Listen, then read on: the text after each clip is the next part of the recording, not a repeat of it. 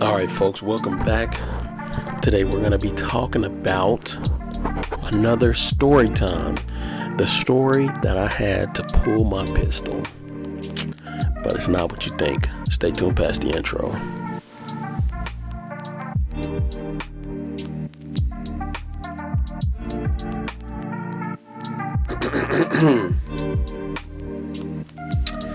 All right.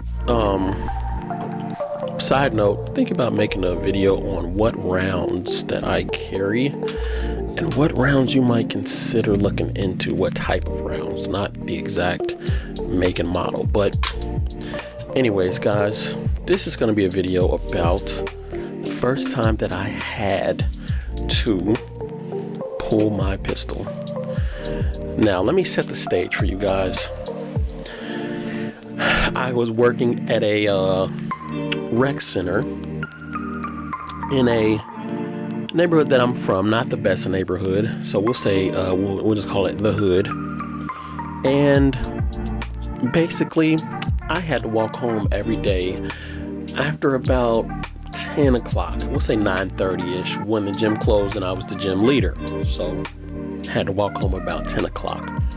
So most days I wouldn't even have a flashlight, let alone a knife or nothing to protect me, until there was a string of armed robberies going on in the neighborhood. So I thought this light was cool.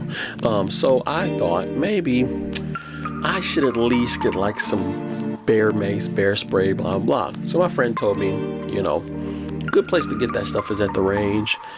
And that was when I realized, I was like, dang, I think I shot all my ammo from when I went the last time. If you want to see about that, look up the last story time that I did about when I bought my first gun. But this was my second time going. So I'm like, I'm going to buy me a lane, and then I'm going to buy like a box of ammo, and I'm going to shoot that. So I had me 50 rounds. But I realized I was carrying around this whole time. I had like 2 bullets in my magazine and 1 in the chamber. So I had 3 bullets to defend my life with that I was carrying around with. I was like, geez, I was playing a dangerous game. It's just something don't think about at first, I guess. So basically I didn't have nothing to defend myself, so I was like, I'm gonna give me some bear mace.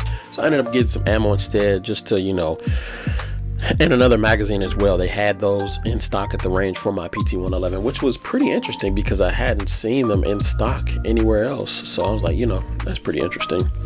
So ended up going to get that, and I was like, cool. Now I got me a extra magazine to carry. So that was just, and mind you, the method in which I was carrying was, I call it loosey-goosey, because it was just flopping around in my pocket. And then I had my pistol in my hoodie. Or I had these pants that had a really big side pocket, so I would carry those around sometimes with me too. So yeah, those are my main methods of carrying my pistol in my man. No holster, no nothing. Just straight loosey-goosey, right? So carrying that around. One day I'm walking home from work. I think I hear somebody following me, and so I look around. I'm like, no, there's nobody following me.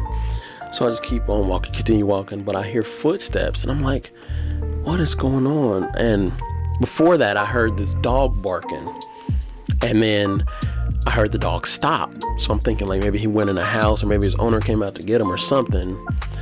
Man, I was mistaken. The dog ended up hopping the fence and was like slowly pacing me, like trailing me, right? This was a big dog. It had to be like a pit mixed with something, I don't know dog type, so I don't know what it was mixed with. But it was mixed with something fierce. I know that because that thing was huge. The dog at the time was probably bigger than me. So I was like, hell no, I'm not messing with this dog. So the dog hopped the fence, looked at me, and I was like, go on. And then it started walking away a little bit. I was like, good boy.